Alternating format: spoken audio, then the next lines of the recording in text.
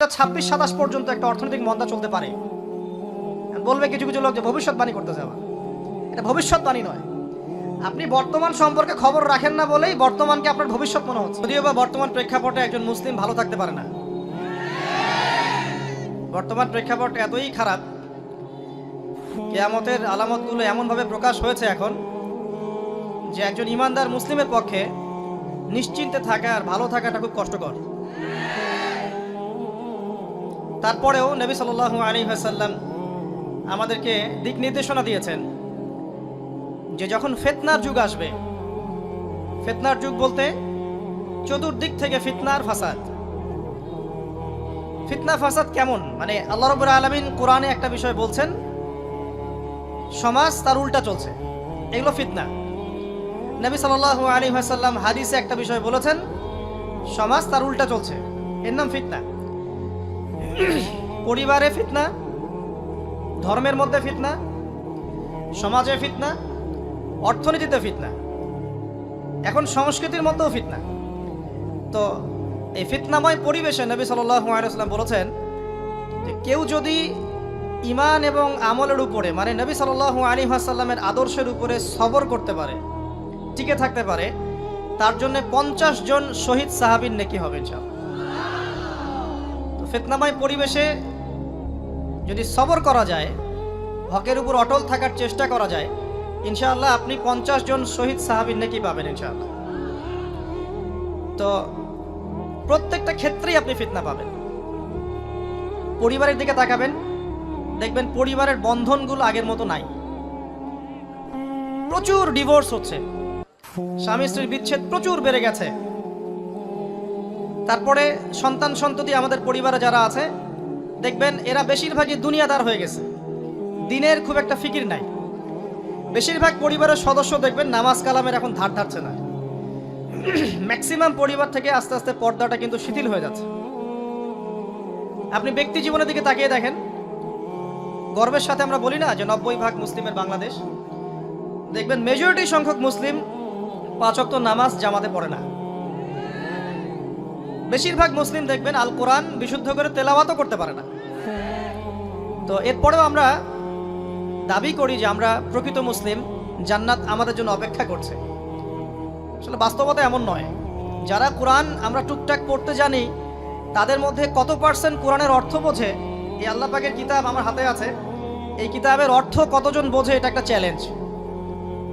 যারা কোরআন পড়তে জানি আমরা, তাদের প্রতি চ্যালেঞ্জ, দেখেন তাদের মধ্যে কত পার্সেন্ট মানুষ কোরআনের অর্থ বলতে পারবে। আর অর্থটা যে জানা জরুরি, এই বিষয়টাও আমরা এখন জনগণকে বোঝাতে ব্যর্থ হচ্ছি।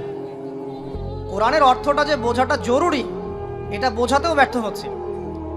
কারণ আমরা সবাই প্রত্যেক হরফে 10 নেকি পেতে চাই। কোরআন তেলাওয়াত করলে প্রত্যেক হরফে 10 নেকি হবে, এই তো। তো এই কনসেপ্ট যখন আমার মাথায় ঢুকে গেছে, আমি ওখানে নিজেকে থামিয়ে দিয়েছি। অর্থ বুঝে গবেষণা করলে এবং কোরআন কেন্দ্রিক জীবন ব্যবস্থা গড়লে যে আরো বেশি নেকি হয়, এটা আমার মাথায় নাই। প্রত্যেক হরফে 10 নেকি তো আপনি পাবেন তেলাওয়াত করলে, কিন্তু অর্থ বুঝে এর ভিতরে ঢুকলে, গবেষণা করলে এর মূল স্বাদটা পাওয়া যায়, এটা আমরা বুঝতে পারছি না। দেখবেন বেশিরভাগ মানুষ কোরআনের অর্থটা জানে না। আবার আমরা যারা টুকটাক ভাঙাচুরো অর্থ জানি, তারা আবার দেখবেন কোরআনের সমস্ত আদেশ মেনে চলতে পারছি না এবং কোরআনের সমস্ত নিষেধও বর্জন করতে পারছি না। সমস্যা কিন্তু এখানেও থেকে গেছে। আবার কোরআনের ব্যাখ্যায় আছে হাদিস। তো এই হাদিসকে কেন্দ্র করে কোনো বিভ্রান্তির সুযোগ ছিল না, কিন্তু এখানেও আমরা বিভিন্ন জাল এবং মানে বানোয়াট হাদিসের উপর আমলও শুরু করেছি। হাদিসের নামে এমন অনেক কিছুই চলছে সমাজে, যেগুলোর সাথে হাদিসের কোনো সম্পর্ক নাই। আমি বলতে চাচ্ছি যে হাদিসের নামে আবার সমাজে এমন অনেক আমল চালু আছে, যেগুলোর সাথে আবার হাদিসের কোনো সম্পর্ক নাই। তো দেখুন, ধর্মের মধ্যেও সমস্যা থেকে গেছে। আবার আমরা সবাই মুসলিম, আমাদের সবার ইউনাইটেড থাকার কথা। মুসলিম একটা জাতি, তাদের আল্লাহ একজন, রাসূল একজন, কেবলা এক, তাদের সবার মধ্যে একটা ইউনিটির কথা ছিল। কিন্তু আমরা ধর্মতাত্ত্বিকভাবে এবং পলিটিক্যালি আমরা বিভিন্ন দলে বিভক্ত এবং আপোষের মধ্যে মিল মহব্বত কম। বাইরে হয়তো আমরা বলি যে আমি একজন ধর্মতাত্ত্বিক দলের সদস্য, সে আরেকটা ধর্মতাত্ত্বিক সংগঠনের সদস্য, সে আরেকটা মানহাজ ফলো করে, সে আরেক জামায়াতের, সে আরেক তরিকার ইত্যাদি। আমরা সবাই এক, যদি আমরা বাইরেই কথাটা বলি, কিন্তু অন্তর থেকে কিন্তু আমাদের এই বিষয়টা আসছে না। তো দেখুন, ধর্মকেন্দ্রিক অনেক প্রবলেম থেকে গেছে এখনো। আবার আল্লাহ রাসূল সাল্লাল্লাহু আলাইহি ওয়াসাল্লাম হাদিসের মধ্যে এবং আল্লাহ পাক কোরআনের মধ্যে ধর্ম নিয়ে বাড়াবাড়ি করতে নিষেধ করেছে।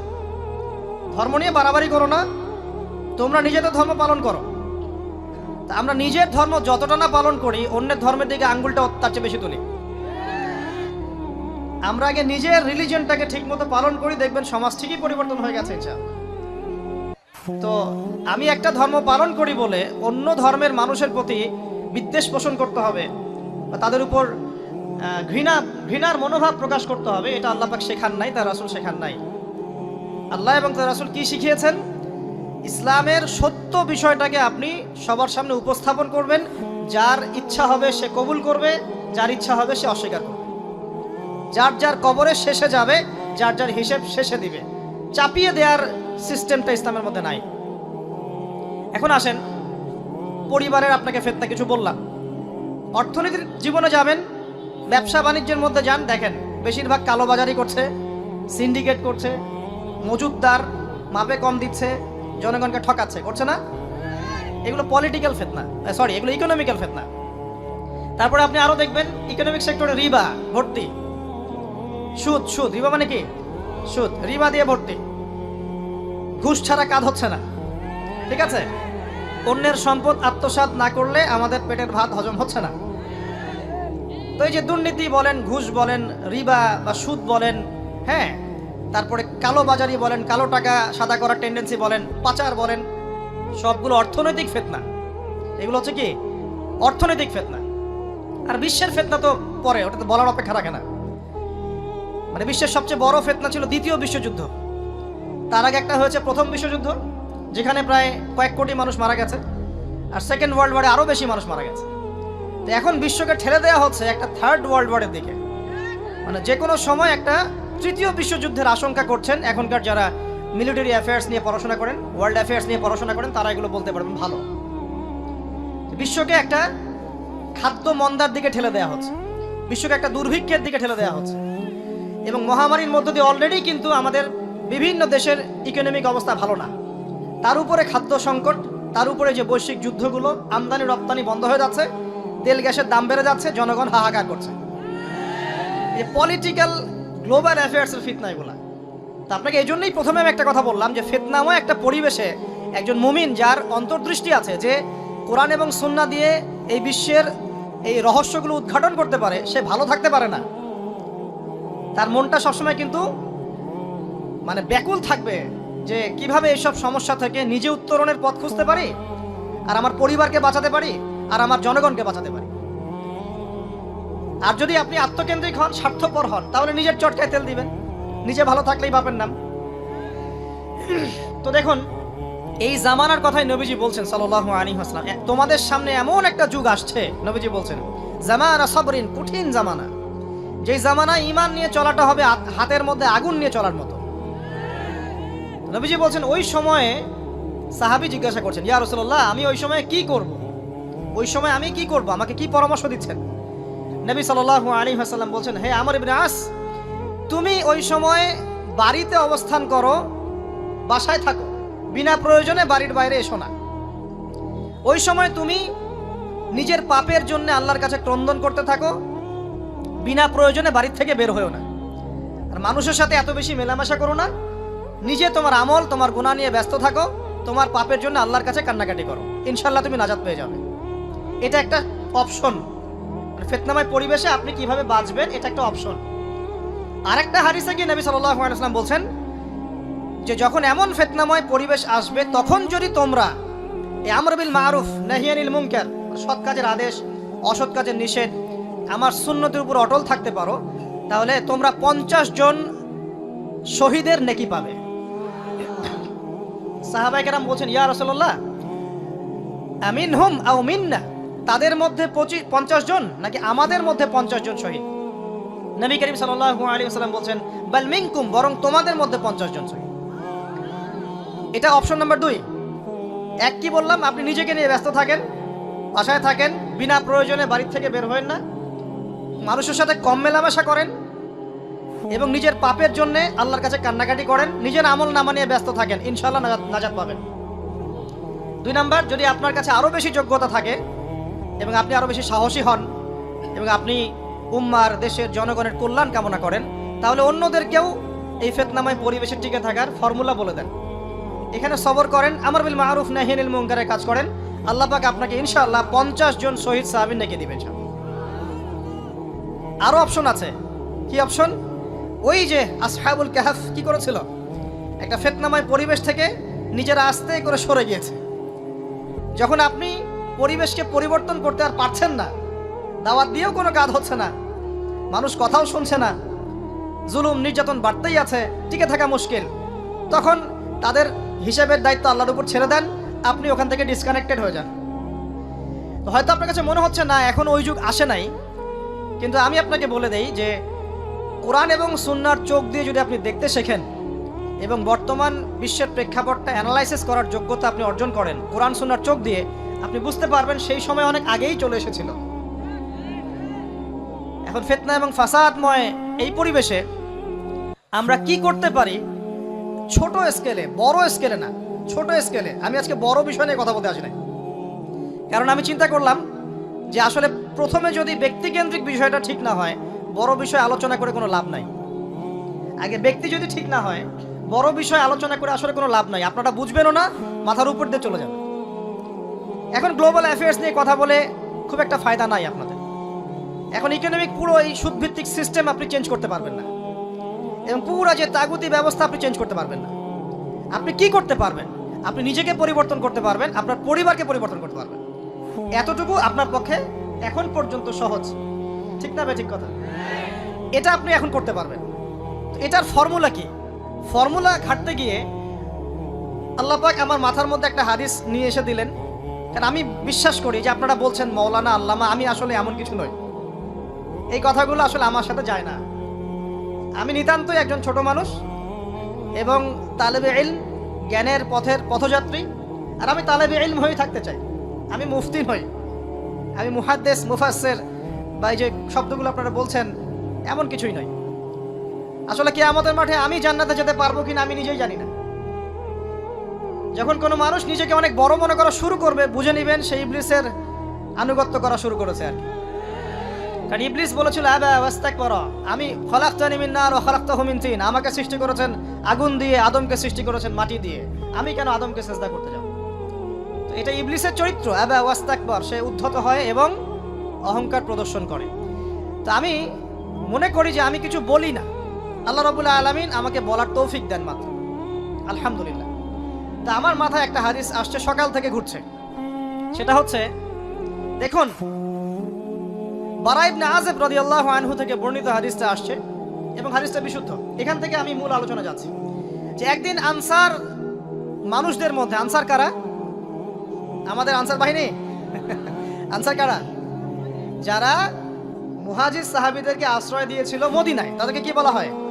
আনসার। তাহলে শব্দটা সুন্দর না? তাহলে আমাদের বাহিনীর নামটাও সুন্দর, মাশাআল্লাহ। তো আনসার সাহাবীদের মধ্যে একজন ইন্তেকাল করেছেন, ইন্না লিল্লাহি ওয়া ইন্না ইলাইহি রাজিউন। এখন তাকে দাফন করা হচ্ছে, আর নবী সাল্লাল্লাহু আলাইহি ওয়াসাল্লাম কবরের পাশে চুপ করে বসে পড়লেন। তার বসা দেখা দেখি বাকি সাহাবীরাও তাকে ঘিরে গোল করে বসে পড়লেন। তারা বলছেন আমরা এমন ভাবে এখানে বসেছিলাম যেন আমাদের মাথার উপরে পাখি এসে বসতে পারে, চুপচাপ, কোনো নড়াচড়া নাই। দেখেন রাসূলের সাথে বসার সুন্নত, দেখেন কোরআন এবং হাদিসের মাহফিলে বসার কিন্তু সুন্নত আছে। এখানে বসে দুনিয়াবি এত গল্পগুজব করা যাবে না, এই মোবাইল টোবাইল হাবিজাবি নিয়ে এত ব্যস্ত থাকা যাবে না, দিলের কান দিয়ে শুনতে হবে, ঠিক আছে? আদব আছে, না হলে কথা আপনার উপর তাসির করবে না। তারা এমনভাবে বসেছিলেন যেন মাথার উপরে পাখি বসতে পারে, সুবহানাল্লাহ। এবার নবী করিম সাল্লাল্লাহু আলাইহি ওয়াসাল্লাম বলছেন যে যখন মাইয়েতকে কবরে শোয়ানো হয় তখন সে তাকে দাফন করে যাওয়া ব্যক্তিদের হাঁটার খসখস আওয়াজ শুনতে পায়। এরপরে তাকে যখন শুইয়ে দেওয়া হয়, সে যদি মুমিন ব্যক্তি হয় তাহলে তার মাথার দিকে তার সলাত এসে দাঁড়িয়ে যায়। দুনিয়াতে আপনি যে নামাজগুলো পড়েছেন, আমি যে নামাজগুলো পড়ছি, এগুলো মাথার দিকে দাঁড়িয়ে যায়। ডান দিকে চলে আসে তার সওম, সওম মানে কি? রোজা। বাম দিকে চলে আসে যাকাত, যাকাত মানে কি? যাকাতের সাথে তো আমরা পরিচিত নই। আমরা ওই যে রাস্তাঘাটে যে দান খয়রাতগুলো উঠানো হয় এগুলোর সাথে খুব পরিচিত, তাই না? কত টাকা, কত পয়সা, কি কি গান করে আর টাকা কালেকশন করে না? অনেক সময় দেখা যায় রাস্তায় যাচ্ছি আমরা গাড়ি নিয়ে, পারলে গাড়ির সামনে এসে হুমড়ি খেয়ে পড়বে টাকা নেওয়ার জন্য। এইভাবে টাকা কালেকশন করতে কে শিখিয়েছে ইসলামে? আর আমরা অনেক সময় ছোট ছোট বাচ্চাদেরকে দিয়ে, মাদ্রাসার ছোট ছোট বাচ্চাদেরকে দিয়ে টাকা কালেকশন করাই। এটা ঠিক না। কেন ঠিক না জানেন? ছোটবেলা থেকেই ওর ব্যক্তিত্ব নষ্ট হচ্ছে। এই হাতটা উত্তম না এই হাতটা উত্তম? উপরের হাত উত্তম, নিচের হাত উত্তম? তো ছোটবেলা থেকে সে নিচের হাতে অভ্যস্ত হচ্ছে। দেখেন, এত টাকা পয়সা কালেকশন করে আমাকে আরেকটা স্বতন্ত্র মসজিদ করতেই হবে জরুরি? খুবই জরুরি ছিল। মানুষের কাছে হাত চেয়ে, হাত পেতে রাস্তাঘাটে এরকম করে গাড়ি থামিয়ে, তারপরে কি বলবো, সুর করে গান গেয়ে এত টাকা পয়সা কালেকশন করতেই হবে? মসজিদটা আমাকে টাইলস ফিটিং করতেই হবে? এসি মসজিদ করতেই হবে? আমরা এমনও মসজিদ রংপুরে দেখেছি 10 বছরেও টাকা কালেকশন শেষ হয়নি। 10 বছর ধরে কালেকশন হচ্ছে। আমি ছোটবেলা থেকে দেখছি কালেকশন হচ্ছে। কি বুঝলেন? তো এগুলো আমাদের ব্যক্তিত্ব নষ্ট করে। মুসলিমরা উপরের হাতের মালিক। সারা বিশ্ব আমরা একসময় চালিয়েছি। এই পশ্চিমা সভ্যতা আমাদেরকে কি শিখায়? সারা বিশ্ব আমরা চালিয়েছি। এই আপনার উমাইয়া খেলাফতের সময়ও কর্ডোভায় আব্দুর রহমানের যে শাসন ছিল, কর্ডোভা, স্পেন, পর্তুগাল, এই পুরো জায়গাগুলো পশ্চিমা বিশ্বের, এগুলো মুসলিমরা শাসন করেছে প্রায় 500-600 বছর। ইতিহাস তো আমরা জানিও না, পড়িও না, ভুলে গেছে। ইতিহাস পড়তে হয়। হিস্ট্রি ঘাটলে দেখবেন রাসূল সাল্লাল্লাহু আলাইহি ওয়াসাল্লামের 23 বছরের নববী যুগ, স্বর্ণযুগ, তারপর আবু বকর সিদ্দিকের খেলাফত, তারপর উমর ইবনুল খাত্তাবের খেলাফত। আবু বকর সিদ্দিকের 2 বছর বা 2.5 বছর, উমর রাদিয়াল্লাহু আনহুর প্রায় 10 বছর, তারপর উসমান রাদিয়াল্লাহু আনহুর 12 বছর, আলী রাদিয়াল্লাহু আনহুর প্রায় 2-2.5 বছর, তারপরে হাসান রাদিয়াল্লাহু আনহু 6 মাস। এরপরে উমাইয়া খেলাফত শুরু হলো মুয়াবিয়া রাদিয়াল্লাহু আনহুর হাতে, প্রায় 20 বছর।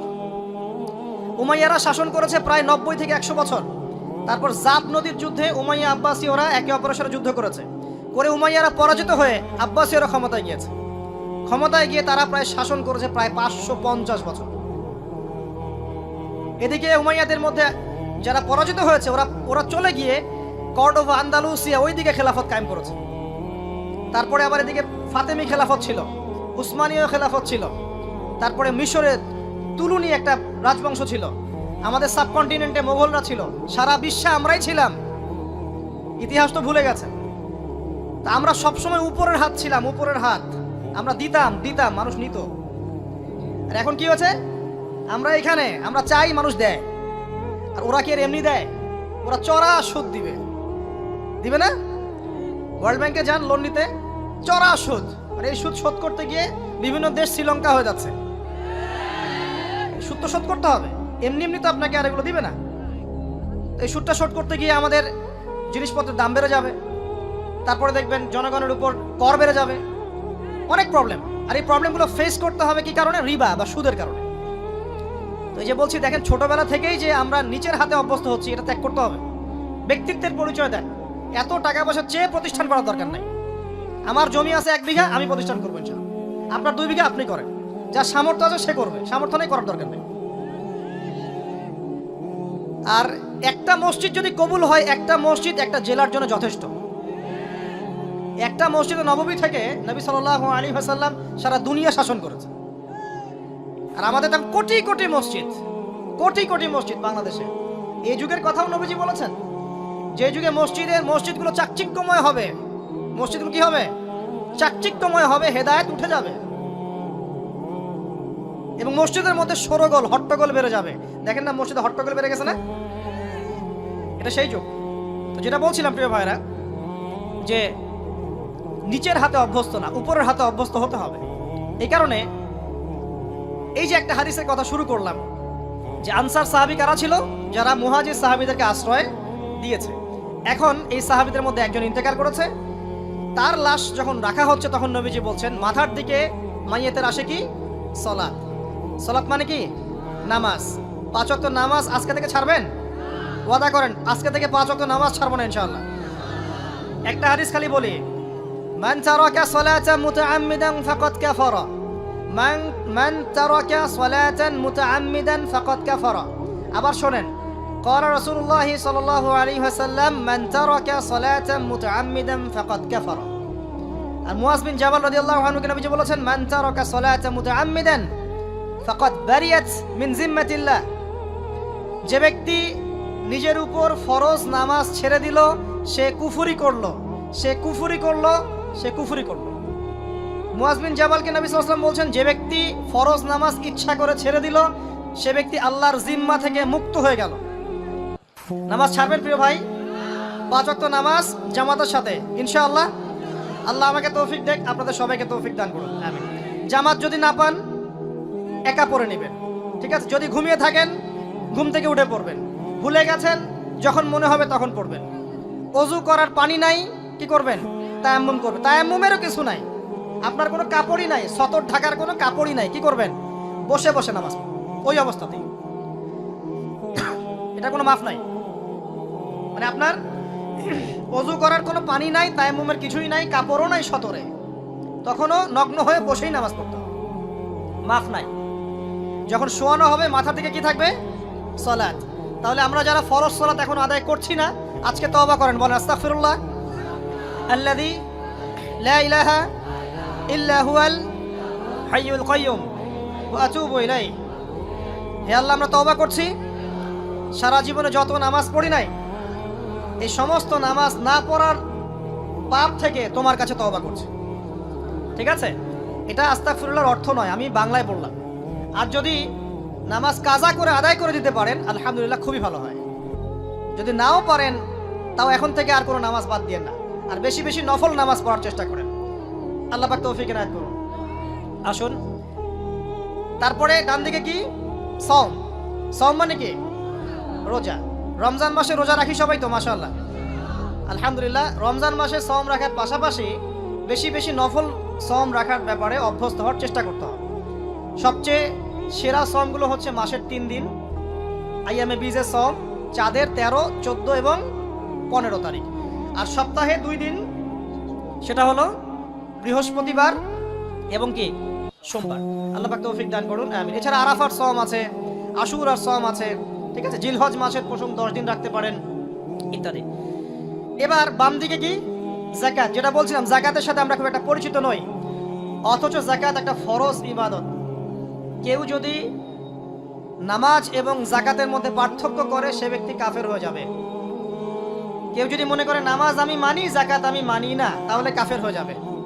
নিসাব পরিমাণ সম্পদ হলে প্রত্যেক মুসলিমের উপর যাকাত ফরজ, ঠিক আছে?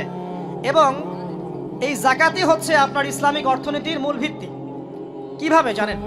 ব্যবসা এবং যাকাত এটা কি করে? এটা একটা মার্কেটের মধ্যে সম্পদ ঘুরতে থাকে। আমি বুঝাচ্ছি আপনাকে। মনে করেন আপনি ব্যবসা করছেন এবং যাকাত দিচ্ছেন। যাকাত কারা দিবে?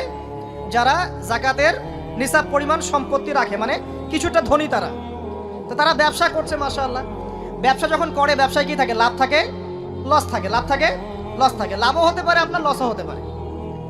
আর সুদে কি? শুধু লাভ, লস আছে? লস নাই। পার্থক্য বোঝেন। এখন ব্যবসা যখন আপনি করবেন, এই টাকা বা মূল যে ক্যাপিটাল যেটা বলে অর্থনীতির ভাষায়, এটা মার্কেটের মধ্যে সার্কুলেট করতে থাকবে। আজকে আপনি ধনী, লাভ করেছেন, কালকে লস করবেন, এই ধন আরেকজনের হাতে চলে যাবে। সে আবার ব্যবসা করছে, সে লাভ করলে সম্পদ তার হাতে থাকলো, লস করলে আরেকজনের হাতে। মানে এই মানিটা, ক্যাপিটাল যেটা, এটা মার্কেটের মধ্যে ঘুরতে থাকে, ঘুরতে থাকে। আজকে কেউ ধনী, কালকে কেউ ধনী, আজকে কেউ ফকির, কালকে কেউ ধনী, এভাবে। এখানে আল্লাহ পাক যাকে ইচ্ছা হয় ধন দেন, যাকে ইচ্ছা হয় দরিদ্র করেন। এটা আল্লাহ পাক নিয়ন্ত্রণ করেন। আবার এর মধ্যে যারা ধনী হবে তারা আবার যাকাত দিবে। কাকে যাকাত দিবে? যে গরিব তাকে। এই কারণে অর্থনৈতিক সাম্য থাকবে এবং টাকা, ক্যাপিটাল মার্কেটে সার্কুলেট করতে থাকবে। এটা হচ্ছে ইসলামিক ইকোনমিক্স। বুঝতে পারছি না মনে হয়? আর রিবায় কি হবে? রিবায় কোনো লসের চান্স নাই। মানে এখানে ধনী আরো ধনী হতে থাকবে, গরিব আরো গরিব হতে থাকবে, প্লাস যাকাতও দিবে না। তখন সমাজের একটা অংশ অনেক ধনী হবে, আর একটা অংশ একদম মাটিতে পড়ে যাবে, কোনো ব্যালেন্স হবে না। এই কারণে বিশ্বের একটা অংশ, ওই বিশ্বের একটা বড় অংশ যারা সুদখোর, যেখান থেকে সুদ এসেছে, ওইটা আস্তে আস্তে ধনী হয়ে গেছে। এবং বিশ্বের বহু কান্ট্রি আস্তে আস্তে দারিদ্র্য সীমার নিচে চলে আসছে। এটা শুধু ব্যক্তির ক্ষেত্রেই নয়, এটা সমাজের ক্ষেত্রেই নয়, পুরো বিশ্বেটা হচ্ছে। তো এই হলো রিবা এবং ব্যবসা ভিত্তিক যাকাত ভিত্তিক ইকোনমিক সিস্টেমের পার্থক্য, বেসিক ডিফারেন্স। রিবার মধ্যে আল্লাহ পাক তার হাত উঠিয়ে নেন, আল্লাহ পাক সেখানে আর ইন্টারফেয়ার করেন না। ঠিক আছে, সুদ খাচ্ছ, তুমি তোমার মতো চলো। আর ব্যবসা ভিত্তিক ইকোনমিক্স চললে আল্লাহ পাক সেখানে কাউকে ধন দিবেন, কারো কাছ থেকে নেবেন। আপনার ধন নিয়ে আমাকে দিবেন, আমার ধন নিয়ে আপনাকে দিবেন। আর আমি যদি ধনী হই, আমি আবার যাকাত দিব, সেই যাকাতের টাকা আবার আপনার হাতে যাবে, কেউ না খেয়ে মরবে না। তো সামনে এই যে বলা হচ্ছে 2023 সাল, শুধু 23 সাল না, আমার অবজারভেশন 2026-27 পর্যন্ত একটা অর্থনৈতিক মন্দা চলতে পারে। বলবে কিছু কিছু লোক যে ভবিষ্যৎবাণী করতেছে, আবার এটা ভবিষ্যৎবাণী নয়। আপনি বর্তমান সম্পর্কে খবর রাখেন না বলেই বর্তমানকে আপনার ভবিষ্যৎ মনে হচ্ছে। আমাদের অনারেবল মিনিস্টার যারা আছেন ওদেরকে জিজ্ঞাসা করেন, তাদেরকে জিজ্ঞাসা করেন, তারাও বলছেন যে 2023 সাল থেকে 26 সাল খাদ্যমন্দার মধ্যে যাবে। দেখেন নাই, তারা এই কথা বলছেন কারণ তারা বুঝতে পারছেন ওয়ার্ল্ডের অবস্থা ভালো না। এখানে একটা সলিউশন বলছে, ইচ্ছা হলে আপনি গ্রহণ করতে পারেন, ইচ্ছা হলে নাও করতে পারেন। আমার তো চাপিয়ে দেওয়ার কোনো ক্ষমতা নাই। ফাযাক্কির ইন্নামা আনতা মুযাক্কির, আপনি শুধু উপদেশদাতা।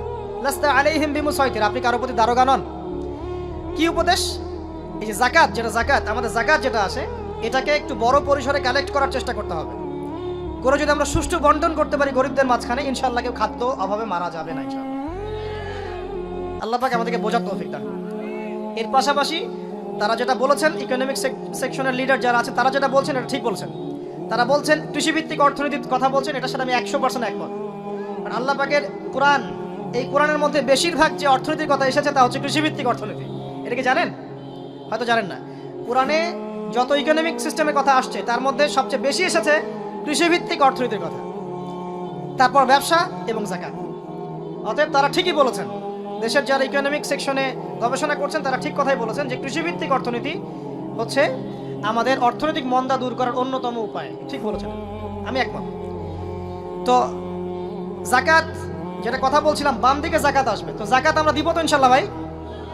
যাদের শোনেন, বাংলাদেশে এমন অনেক শিল্পপতি আছে যাদের একজনের যাকাতের টাকা দিয়ে একটা গ্রাম চলতে পারে। আর যাকাতের টাকা কিন্তু শুধু এক বছরে আসবে না, প্রতি বছরেই ঘুরে ঘুরে আসবে।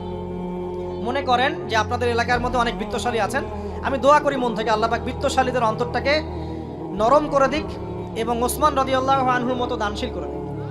আমরা দোয়া করি, আমরা কারো খারাপ চাবো, সবার জন্য হেদায়েতের দোয়া করব। টাকা থাকতে তো সমস্যা নাই, কিন্তু টাকা থেকে যদি উসমান রাদিয়াল্লাহু আনহু হতে না পারলাম তাহলে সমস্যা। টাকা থাকতে কোনো সমস্যা নাই, ধন আপনাকে আল্লাহ দিতেই পারে। এই ধনটাকে উসমান গনি রাদিয়াল্লাহু আনহুর মতো আল্লাহর পথে বিতরণ করে দেন, ইনশাআল্লাহ আল্লাহ পাক আপনাকে জান্নাতুল ফেরদৌস দান করবেন। তো অনুরোধ থাকবে, দেখেন আপনারা যদি একটা এলাকার যাকাত কালেক্ট করতে পারেন, মনে করেন কথার কথা এখানে কিছু মেয়ে আছে যারা খারাপ পথে পা বাড়িয়েছে, আমার কথা বুঝতে পারছেন? আচ্ছা, এরকম পল্লী অনেক জায়গায় আছে না? এক বছরের যাকাতের টাকা দিয়ে সমস্ত যৌনপল্লীর মেয়েদেরকে কাজ দেওয়া সম্ভব, কর্মে আনা সম্ভব। ওদেরকে কাজের ব্যবস্থা করে দেন, ওরা কখনোই এই সেক্স ওয়ার্কারের কাজ করবে না ইনশাআল্লাহ। কোনো মেয়ে এই কাজ করতে চায় না আমার মতে। কোনো মেয়ে চায় না যে ইজ্জত বিক্রি করে খাবো, কোনো মেয়ে চাবে? কখনো চাবে না। ওকে আপনি ভালো কাজের ব্যবস্থা করে দেন, এই যাকাতের টাকা দিয়ে, দেখবেন ইনশাআল্লাহ সে ওই খারাপ পথ ছেড়ে দিয়েছে। অনেক দেখবেন দরিদ্র মানুষ আছে যে পড়াশোনা করার কোনো সুযোগ নাই, টাকা পয়সা নাই, পড়াশোনা করতে চায় কিন্তু টাকা পয়সা নাই, দিনের জ্ঞান অর্জন করতে চায়, দেশকে কিছু দিতে চায়, টাকা নাই। তাকে আমরা হেল্প করতে পারি না? পারি। অনেক মানুষ আছে মাদক দ্রব্য বিক্রি করছে, তাকে বুঝান, দিনের হেদায়েত দেন যে ভাই আমি তোমাকে আরো ভালো চাকরি দিব, ভালো ব্যবসা দিব, তুমি ছাড়বা কিনা? বলবো আমি ছেড়ে দেবো ইনশাআল্লাহ। বুঝালে ছেড়ে দেবে ইনশাআল্লাহ। এই যে মেগা প্রজেক্ট যেটা কথা বলি আমরা, আত্ম উন্নয়নমূলক বলেন, যুব উন্নয়নমূলক বলেন, বা কান্ট্রি ডেভেলপমেন্টের কথা বলেন, এখানে যাকাত একটা বড় শক্তি হতে পারে। তবে এটাকে সুষ্ঠুভাবে কালেক্ট করতে হবে এবং যাকাতের যে 8টা খাত আছে এই খাতগুলোতে সুষ্ঠুভাবে বন্টন করতে হবে। অমুসলিমদেরকেও যাকাত দেওয়া যায়, জানেন? অমুসলিম যদি কেউ থাকে, দরিদ্র, তাকেও যাকাত দিয়ে সহযোগিতা করা যায়। আমরা সহযোগিতা করি না বলেই তো ওই যে পশ্চিম থেকে লোকজন এসে সহযোগিতা করে খ্রিস্টান বানাচ্ছে এখন সবাইকে। আরো বাড়বে দিন দিন, দেখেন। আমরা তো সহযোগিতা করছি না।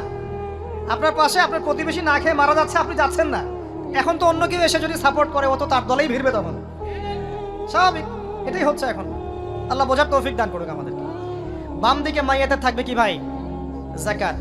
তারপরে পায়ের দিকে চলে আসবে তার আত্মীয়তার সম্পর্ক রক্ষার ইবাদত, তার এই যে অন্যান্য দান সদকা, তার নফল আমল, তার তাসবিহ তাহলিল, তার কোরআন তেলাওয়াত ইত্যাদি পায়ের দিকে চলে আসবে। এখানে একটা হাদিস এসেছে, সূরাতুল মুলক যে ব্যক্তি রাতের বেলা তেলাওয়াত করবে, কোন সূরা ভাই? তাবারাকাল্লাযী বিয়াদিহিল মুলক ওয়া হুয়া আলা কুল্লি শাইইন কাদির।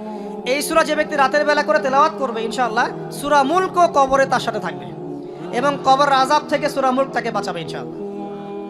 আমি বুঝাচ্ছি যে কি অবস্থাটা হবে। এবার দুজন ফেরেশতা মাথার দিক থেকে আসবেন, আসতে চাইবেন, সালাত বলবে এখান দিয়ে আসা যাবে না, এদিক দিয়ে আসা যাবে না। ডান দিক দিয়ে আসতে চাইবেন, এদিক দিয়ে আসা যাবে না। বাম দিক দিয়ে আসতে চাইবেন, যাকাত বলবে এদিক দিয়ে আসা যাবে না।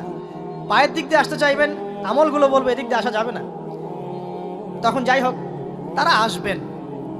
এটা তাদের এটা কথা কি? এটা কথাটা হচ্ছে যে সলাতের গুরুত্ব, মানে সে সলাত আদায় করেছে, সে আমার হক আদায় করেছে, আমি তার পক্ষে আছি, এটা পক্ষে বোঝাচ্ছে। রোজা বলবে আমি ওর পক্ষে আছি, তাকে আপনি কোনো শাস্তি দিবেন না, আমি তার পক্ষে আছি। আপনারা দুজন তাকে শাস্তি দিবেন না, আমি যাকাত তার পক্ষে আছি, এটা পক্ষে থাকার কথা। তারপরেও তারা আসবেন, চোখগুলো হবে নীল এবং কালো বর্ণ, নীলাপ চোখের কালো। মুনকার নাকি উঠে বসিয়ে দেওয়া হবে। এবার তিনটা প্রশ্ন। প্রথমে প্রশ্ন হচ্ছে কি, মান রব, তোমার রবকে? তখন মুমিন বান্দা বুক ফুলিয়ে বলবে রব্বি আল্লাহ, আমার রবকে আল্লাহ। পৃথিবীতে যে ব্যক্তি আল্লাহর সাথে শিরিক করে নাই, আল্লাহর তাওহীদের উপর থেকেছে এবং তার উপরে মৃত্যুবরণ করেছে, ইনশাআল্লাহ সে ব্যক্তি এর উত্তর নির্দ্বিধায় দিতে পারবে ইনশাআল্লাহ। আর দুনিয়াতে যে বা যারাই আল্লাহর সাথে শিরিক করবে, আল্লাহর সাথে শিরকের পাবে লিপ্ত হবে, ওই অবস্থায় মারা যাবে, তাওহীদের উপর থাকবে না, কোশ্চিন কালেও মান রব্বুক উত্তর দিতে পারবে না। তারপরে প্রশ্ন হয়ে যাবে মা দিনুক, তোমার দিন কি ছিল? মুমিন বান্দা উত্তর দিবে কি, দিন ইয়াল ইসলাম, আমার দিন ছিল ইসলাম। এখানে শুনে রাখেন, পৃথিবীতে যারা ইসলামকে পরিপূর্ণরূপে পালন করবে তারাই এই উত্তর দিতে পারবে ইনশাআল্লাহ। যারা ইসলামকে ঠাট্টা বিদ্রুপের হাসি তামাশার পাত্র বানিয়েছে, মন চাইলে কিছু করি, মন চাইলে কিছু করি না, সহজগুলো একটু আমল করি, বাকি কিছুর আমল ধারি না, হ্যাঁ নামাজ পড়ি, সুদ ছাড়তে পারি না, ঠিক আছে, বছর বছর ওমরা করি, এদিকে ঘুষ দুর্নীতি ছাড়তে পারি না, ইসলামকে ঠাট্টা তামাশার পাত্র বানিয়েছে, এরা কোশ্চিন কালে উত্তর দিতে পারবে না মা দিনুক, দিনে পরিপূর্ণ ফি সিলমি কাফা, পরিপূর্ণরূপে ইসলামে প্রবেশ করতে বলেছেন আল্লাহ রাব্বুল আলামিন। যারা পরিপূর্ণরূপে ইসলামে প্রবেশ করবে এবং ইসলামের প্রতিটা মৌলিক বিধান মেনে চলবে, ইনশাআল্লাহ তারা এর উত্তর দিতে পারবে। এরপরে আসবে তৃতীয় প্রশ্ন, নবী সাল্লাল্লাহু আলাইহি ওয়াসাল্লামকে দেখানো হবে। যখন দেখানো হবে তখন সূর্য যখন ডুবে যায়, যে দৃশ্যটা আমরা দেখতে পারি না, ওই দৃশ্যটা ভেসে উঠবে এবং মুমিন বান্দা অস্থির হয়ে যাবে, বলবে আমাকে ছেড়ে দাও, আমি নামাজ পড়বো। সুবহানাল্লাহ। কারণ তার কাছে মনে হবে যে আসরের ওয়াক্ত হয়ে গেছে, আসরের ওয়াক্ত হয়ে গেছে, আসরের ওয়াক্ত চলে যাচ্ছে, আমাকে নামাজ পড়তে হবে। চিন্তা করেছেন? ওই যে একটা হাদিস আছে না, যে 7 শ্রেণীর মানুষকে আল্লাহ রাব্বুল আলামিন আরশের ছায়া দিবেন, তার মধ্যে এক শ্রেণীর মানুষকে যার অন্তর মসজিদের সাথে ঝুলে থাকে, তার মন মসজিদের সাথে ঝুলেছিল, এই সূর্য ডুবে গেল বলে আমাকে ছেড়ে দাও, আমি নামাজ পড়তে যাব।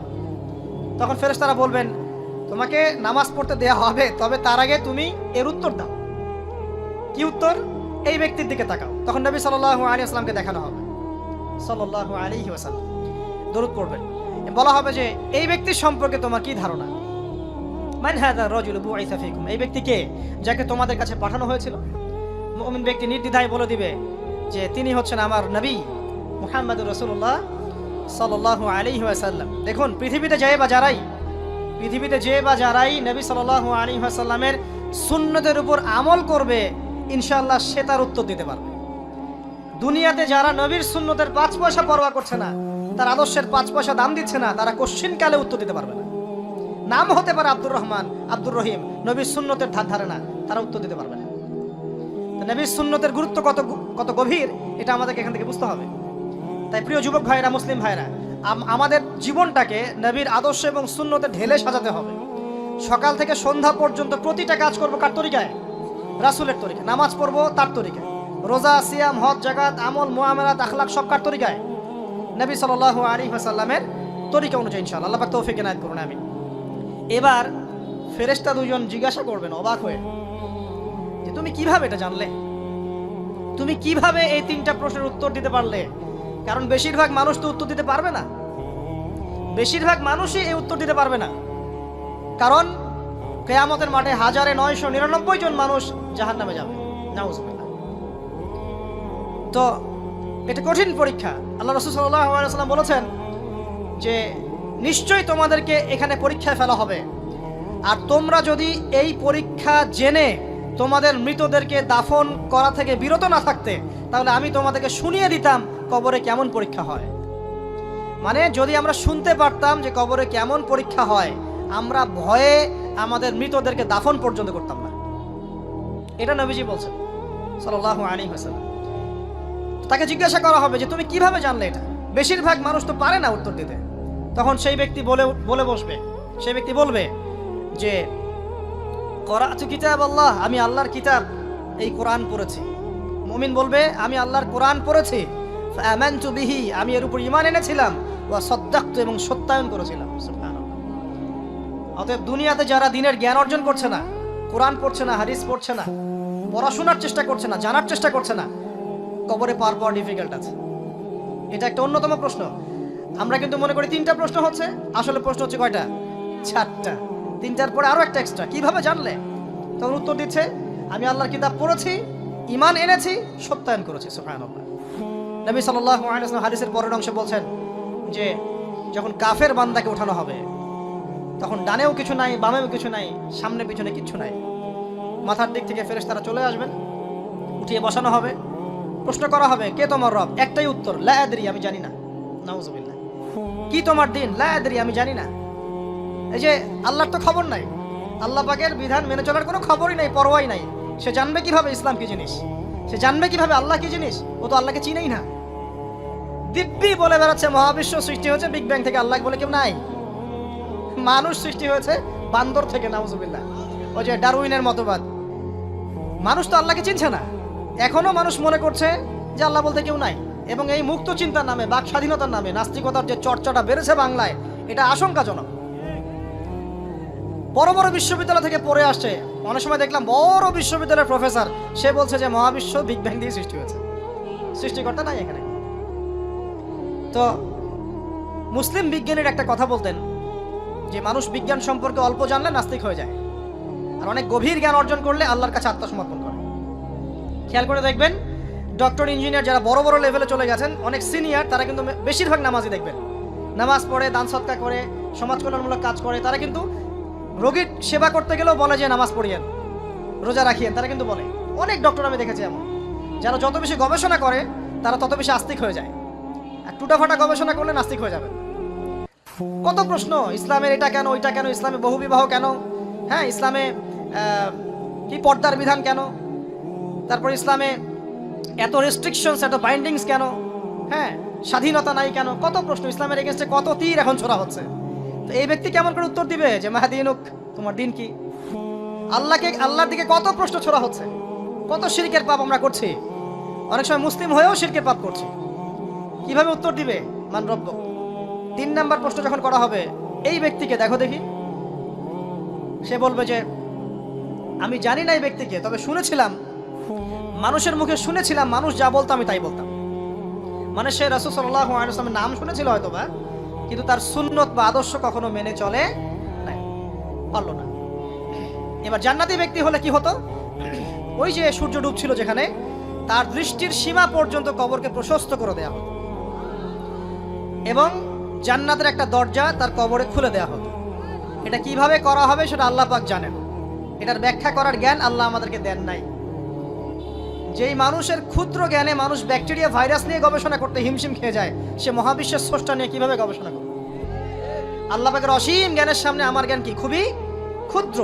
একটা হাদিসে এসেছে বুখারী শরীফের মধ্যে, যে একটা মহাসমুদ্রের মধ্যে যদি একটা পাখি 1 ফোঁটা পানি উঠিয়ে নিয়ে যায়, ওই 1 ফোঁটা পানি হচ্ছে মহাবিশ্বের জ্ঞান, আর বাকি পুরো মহাসাগর হচ্ছে আল্লাহ পাকের জ্ঞান।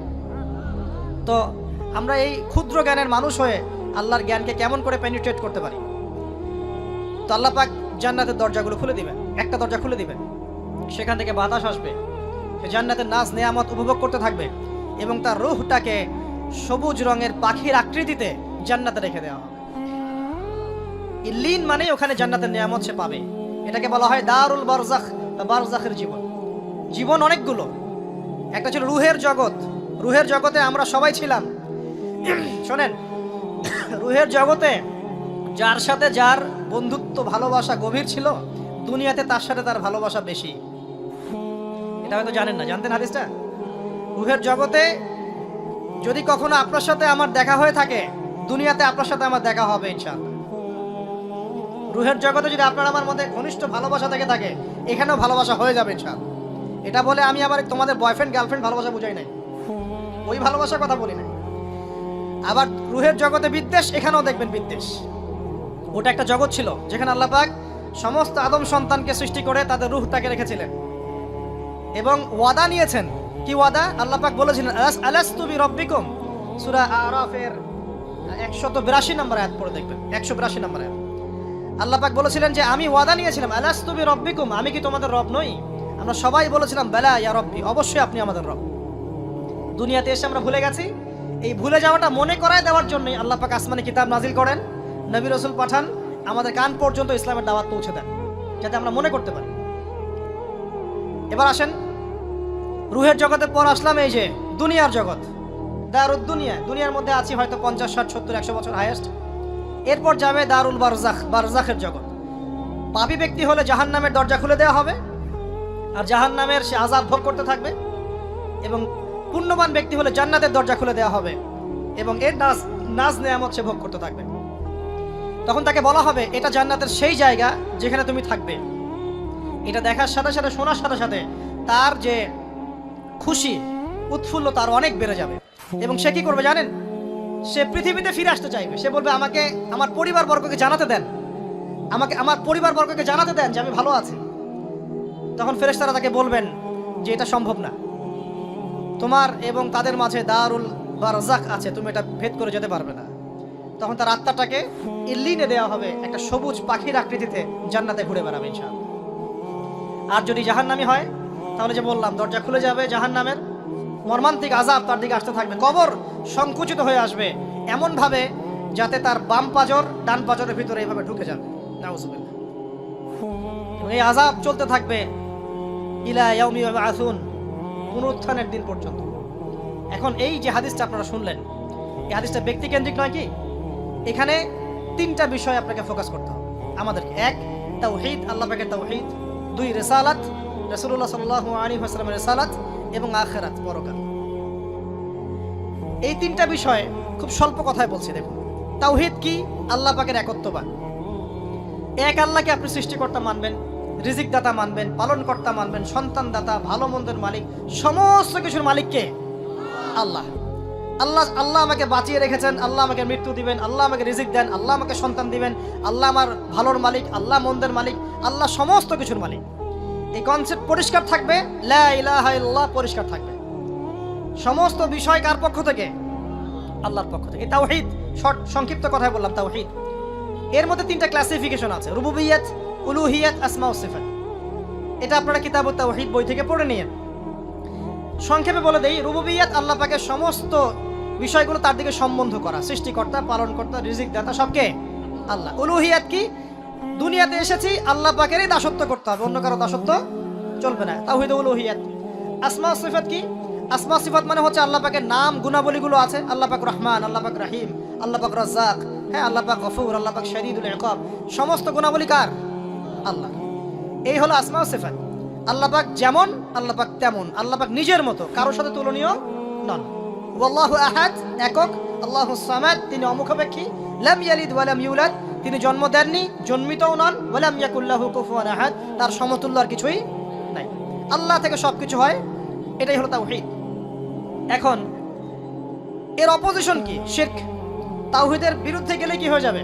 শিরক। কেউ যদি মনে করে যে আল্লাহ ছাড়া কেউ আমাকে জীবন দিতে পারে, আল্লাহ ছাড়া কেউ আমাকে মারতে পারে, আল্লাহ ছাড়া কেউ আমাকে রিজিক দিতে পারে, অথবা আল্লাহ ছাড়া কেউ সন্তান দিতে পারে, আল্লাহ ছাড়া অন্য কারো কাছে কেউ যদি দোয়া করে, আল্লাহ ছাড়া অন্য কারো জন্য নজর মানত করে, আল্লাহ ছাড়া অন্য কারো নামে কসম খায়, আল্লাহর হালালকে হারাম করে দেয়, আল্লাহর হারামকে হালাল করে নেয়, ঠিক আছে? আল্লাহ থেকে শুভ অশুভ আসে না, শুভ আল্লাহর পক্ষ থেকে আসে, অশুভ শয়তানের পক্ষ থেকে আসে, এমনও যদি কেউ মনে করে, শুভ অশুভ দুটোই আল্লাহর পক্ষ থেকে আসে, কিন্তু কেউ যদি মনে করে না শুভগুলো আল্লাহর পক্ষ থেকে, অশুভগুলো শয়তানের পক্ষ থেকে, এমনও যদি মনে করে, শিরক হয়ে যাবে।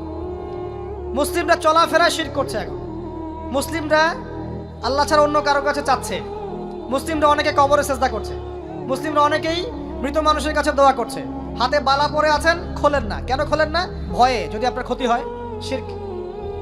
মুসলিমরা দেখবেন আগুনের সামনে মাথা নত করছে, মুসলিমরা এখন মেডিটেশন করে, ধ্যান করে, মুসলিমরা জিনকে তাবে করতেছে, অনেক সময় দেখা যায় মুসলিমরা জাদু করতেছে, জাদুবিদ্যা, কুফরি কালাম করছে না, করছে, সবই শিরক, সবই শিরক। মুসলিমরা দেখবেন আল্লাহর হালাল যেগুলো আছে এগুলোকে হারাম করে ফেলছে, আবার অনেক সময় আল্লাহর হারামগুলোকে হালাল করে নিচ্ছে। সুদ কি ভাই? এখানে ফরজ, হালাল করে নেওয়া হয়েছে। মদ কি? তোমাদের কাছে তো ওয়াজিব, না খাইলে ঘুম হয় না। তো এই যে আল্লাহর হারামগুলোকে কি করছি আমরা? হালাল করে ফেলি, এটাও শিরক, কুফরি একটা। তো এক কথায় তাওহীদের উপর যারা থাকবে মান রব্বক উত্তর দিতে পারবে ইনশাআল্লাহ। যারা শিরক করে ফেলবে ওই অবস্থায় মারা যাবে, মান রব্বক উত্তর দিতে পারবে না। আমার কথা কি বোঝা যাচ্ছে? আমি সহজ করার চেষ্টা করছি কিন্তু হয়তো পারছি না, এটা আমার ব্যর্থতা। এক কথায় যদি আমরা কবরের প্রথম প্রশ্নের উত্তর দিতে চাই তাহলে আমাদেরকে অবশ্যই তাওহীদের উপর থাকতে হবে, শিরকে যাওয়া যাবে না। প্রিয় ভাইরা, শিরকের পাপ থেকে আজকে তওবা করে ফেলবেন। আল্লাহ জেনে না জেনে জীবনে যত শিরক করেছে আল্লাহ মাফ করে দাও, আমিন। এবং আগামী দিনগুলোতে শিরকের পাপে লিপ্ত হয় না। প্রিয় ভাইরা, যদি আপনার আমল নামায় আসমান জমিন সমানও পাপ থাকে, শিরকের পাপটুকু না থাকে, আল্লাহ পাক আপনার পুরো পাপ মাফ করতে পারবেন ইনশাআল্লাহ। আল্লাহ পাক বলেছেন মেরাজের রাতে নবী সাল্লাল্লাহু আলাইহি ওয়াসাল্লামকে আরশে আজিমের কাছে উঠিয়ে নিয়ে আল্লাহ পাক 3টা ওহী করেছেন। কয়টা ওহী? একটা ছিল 5 ওয়াক্ত নামাজ, ঠিক আছে। 2টা হচ্ছে 2 নাম্বার হচ্ছে সূরা বাকারার শেষের 3টা আয়াত। 3 নাম্বার একটা ওয়াদা, একটা প্রতিশ্রুতি। সেটা কি? হে মুহাম্মদ সাল্লাল্লাহু আলাইহি ওয়াসাল্লাম, তোমার উম্মতের মধ্যে কেউ যদি আসমান জমিন সমান পাপ নিয়ে আমার সামনে হাজির হয় কিন্তু আমার সাথে কাউকে শরিক না করে, শিরক না করে, তাহলে আমি আল্লাহ তার সামনে আসমান জমিন সমান ক্ষমা নিয়ে হাজির হব, মানে মাফ করে দেওয়া হবে ইনশাআল্লাহ। অতএব শিরকের পাপে যায় না, ইনশাআল্লাহ জান্নাতে যাওয়া যাবে। যে ব্যক্তি মন থেকে একবার লা ইলাহা ইল্লাল্লাহ পড়েছে, সমস্ত বিষয় আল্লাহর দিকে সুপর্দ করে, তার অন্যান্য অনেক পাপ থাকতে পারে, আল্লাহ পাক চাইলে সব পাপ মাফ করতে পারে। অতএব মান রব্বকে উত্তর দিতে চাইলে শিরকের পাপে যাওয়া যাবে? যাবে না। আধুনিক শিরকের মধ্যে সবচেয়ে ভয়ঙ্করটা হচ্ছে এটা যে আমরা আল্লাহর হালালকে হারাম করে নিচ্ছি, হারামকে আবার হালাল করে ফেলছি। এখানে যায় না, সবকিছু আল্লাহ থেকে আসে, দোয়া আল্লাহর জন্য করবেন, নামাজ আল্লাহর জন্য, সবকিছু ইবাদত আল্লাহর জন্য, দ্বীনি ইলম অর্জন আল্লাহর জন্য। প্রতিটা কাজের করার আগে নিয়াত ফিক্স করবেন, কেন করব? পরকালীন স্বার্থ থাকলে করব, না হলে করব না। কেন তুমি টিকটকে যাবা না? কারণ পরকালীন কোনো স্বার্থ নাই। কেন তুমি ফ্রি মিক্সিং অ্যাফেয়ার্সে যাবা না? কারণ পরকালীন কোনো স্বার্থ নাই। কেন মদ খাবা না? পরকালীন কোনো স্বার্থ নাই। কেন মিউজিকে যাচ্ছ না? কারণ পরকালীন কোনো স্বার্থ নাই। কেন তুমি এই যে সুদ খাবা না? কারণ পরকালীন কোনো স্বার্থ নাই। যে কাজে পরকালীন কোনো স্বার্থ নাই সে কাজে কোনো মুমিন মুসলিম নাই। কেন নামাজ পড়বো? কারণ পরকালীন স্বার্থ আছে। কেন রোজা রাখবো? পরকালীন স্বার্থ আছে। কেন আমি হালাল বিয়ে করব, হারাম জেনায় যাব না? পরকালের স্বার্থ আছে। কেন আমি যাকাত দিব, ব্যবসা করব, সুদ খাবো না? কারণ পরকালের স্বার্থ আছে। কেন ইসলামের দাওয়াত দিব? পরকালের স্বার্থ আছে। কেন হাদিস প্রচার করব? কারণ পরকালের স্বার্থ আছে। ইসলামের জন্য সবর করব কেন? পরকালের স্বার্থ আছে। পরকালের স্বার্থ যেখানে, মুসলিম সেখানে। পরকালীন স্বার্থ নাই, আমরা নাই। প্রত্যেকটা কাজ করার আগে নিয়তটা ফিক্স করতে হবে, পরকালের কোনো স্বার্থ আছে? যদি বলে হ্যাঁ আছে, তাহলে করবেন। স্বার্থ নাই, আমি নাই। কোনো ফুজুল কি বাত বা ফাহেসা কোনো কাজ, এসব কাজে আমরা নাই, বিকজ এগুলোতে কোনো পরকালীন স্বার্থ নাই। ব্যাস, আমাদের জীবনের প্রতিটা মোমেন্ট, প্রতিটা সেকেন্ড আল্লাহর দেয়া দান। আমি নিজের ইচ্ছা মতো এটাকে অপব্যয় করতে পারি না। হ্যাঁ, আপনি মিউজিক শুনতে চান, আপনি সং পছন্দ করেন, আপনি নাশিদ শোনেন, ইসলামিক নাশিদ শোনেন, ওখানে আপনার ইমান একটু দীপ্ত হবে, পরকালীন স্বার্থ আছে। আপনি নিজে দমন করতে পারছেন না, হালালভাবে বিয়ে করে নেন।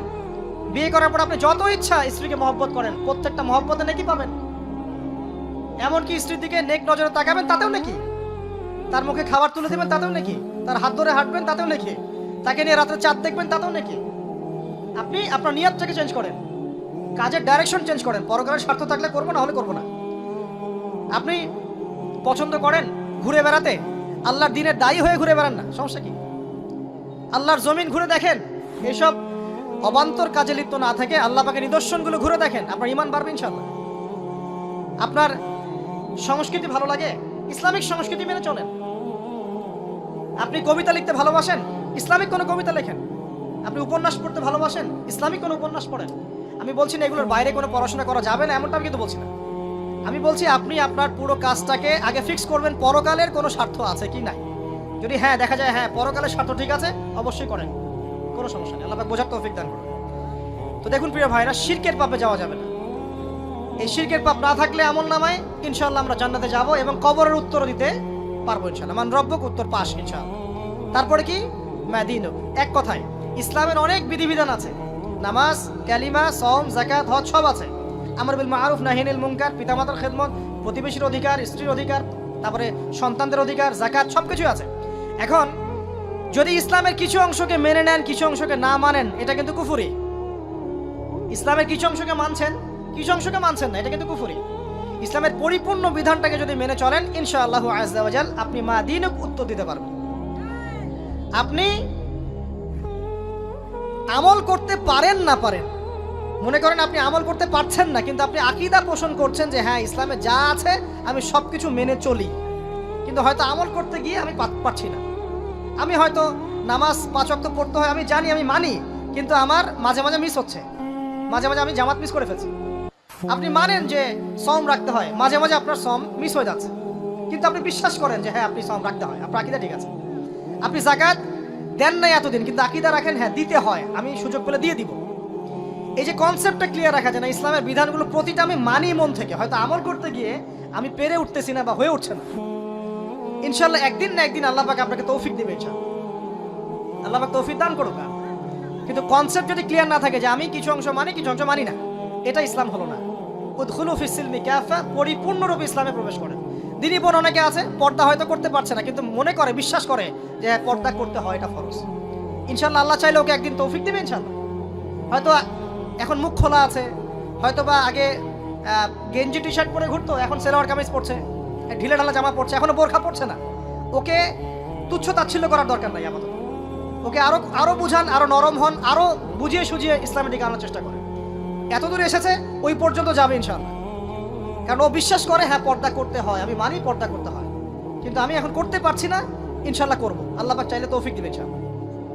তো এই যে বিষয়টা, যে ইসলামকে মনে আগে ধারণ করা, যে না আমি মানি ইসলামের প্রত্যেকটা বিধান ঠিক আছে।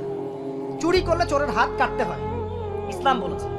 ডাকাতি করলে শাস্তি আছে। জেনা যদি কেউ করে 100 বেত্রাঘাত, মদ খাইলে 40টা বেত্রাঘাত, ব্যভিচার যদি করে কেউ, এই পরকীয়া করে বিবাহিত ব্যক্তি, রজম, এগুলো কেসাস। একজন একজনকে হত্যা করলে তাকেও কেসাস করতে হয়। এই বিধানগুলো আছে। এখন আপনি বলতে পারেন আমি এই ওয়ার্ল্ডের প্রেক্ষাপটে এটাকে বাস্তবায়ন করতে পারছি না, কিন্তু আমি বিশ্বাস করি ইসলামে বিধানগুলো আছে, এটা আল্লাহর বিধান। ইনশাআল্লাহ আপনি মাফ পেয়ে যাবেন, ইনশাআল্লাহ আল্লাহ চাইলে আপনি মাফও পেয়ে যাবেন। কিন্তু যদি মনে করেন না এই যুগের এগুলো চলেই না, আমি আল্লাহ পাকের এসব বিধান কিচ্ছু মানি না, আমি যে বিধান বুঝি এটাই চূড়ান্ত, তাহলে খবর আছে, তাহলে মা দিনে উত্তর দিতে পারবেন। তো বুঝেন, বিষয়টা বোঝেন, আকীদাটা ক্লিয়ার করেন যে না আমি পারতেছি না, এটা একটা বিষয়, কিন্তু আমি বিশ্বাস করি ইসলামের এগুলো অংশ, হয়তো আমি এখন পারছি না, ইনশাআল্লাহ ভবিষ্যতে পারবো।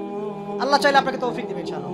আমরা দোয়া করি আল্লাহ পাক আমাদেরকে পরিপূর্ণরূপে ইসলামে প্রবেশ করার তৌফিক দান করুন।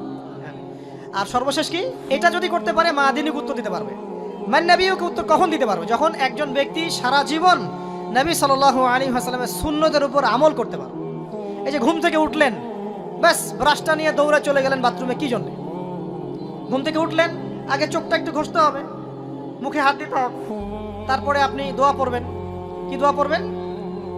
আলহামদুলিল্লাহিল্লাযী আহইয়ানা বা'দা মা আমাতানা ওয়া ইলাইহিন নুশুর। তারপরে আপনি যাবেন বাথরুমে। দোয়াটা না পড়ে কেন গেলেন? ঘুমাচ্ছেন, ঘুমানোর আগে আপনি অবশ্যই বলবেন। ঘুমানোর আগে একদম একটা গান শুনে, একটা গার্লফ্রেন্ডের সাথে 10টা মিনিট কথা বলে হ্যাঁ জান রাখি, ব্যাস, তারপরে ঘুমিয়ে গেলেন।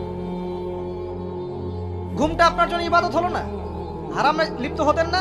আল্লাহুম্মা বিইসমিকা আমুতু ওয়া আহইয়া পড়তেন, সূরা মুলক পড়তেন, সূরা কাফিরুন পড়তেন, সূরা ফালাক নাস ইখলাস পড়তেন, ঘুমিয়ে যেতেন। পুরো ঘুমটাই ইবাদত, পুরো ঘুমটাই নাকি ঘুমিয়ে আছেন নাকি পাচ্ছেন? আপনি ইচ্ছাকৃতভাবে আপনার আমলটা নষ্ট করলেন। ইস্তেঞ্জা করতে গেছেন, ইস্তেঞ্জা করতে গিয়ে গান শুরু করে দিল বাথরুমে। বাথরুম সিঙ্গার আছে না কিছু? বাথরুমে গান গাওয়ার জায়গা নাকি? তো ওখানে গান শুরু করবো। বাথরুমে গান গাবেন কেন? আপনি ঢোকার সময় বলবেন কি বিসমিল্লাহ আল্লাহুম্মা ইন্নী আউযু বিকা মিনাল খুবসি ওয়াল খাবাইস, এরপর ইস্তেঞ্জা করবেন, তারপরে আপনি গুফরানাকা বলে বের হয়ে আসবেন। পুরো ইস্তেঞ্জার সময়টুকু নাকি? নামাজ পড়তে দাঁড়িয়েছেন, এখানে রিয়া কোনো লৌকিকতা থাকবে না, লোকজন আমাকে দেখছে আমি ভালো করে নামাজ পড়ি, এমন থাকবে না। নামাজে দাঁড়িয়েছেন আল্লাহর জন্য খালেস। এখন আল্লাহ আপনার মাঝখানে আর কেউ নাই, আল্লাহ আপনার মাঝখানে আর কেউ নাই। এখন কি যা ইচ্ছা তাই নামাজ পড়বেন? একদল বেরোইছে এখন দেখি 2 ওয়াক্ত নামাজ পড়ে। তাদের বক্তব্য হচ্ছে যে 5 ওয়াক্ত নামাজ নাকি কোরআনে নাই, আর ওরা খালি কোরআন মানে হাদিস নাকি মানে না। কত যে ফেরকা এখন বেরোইছে আল্লাহ ভালো জানে।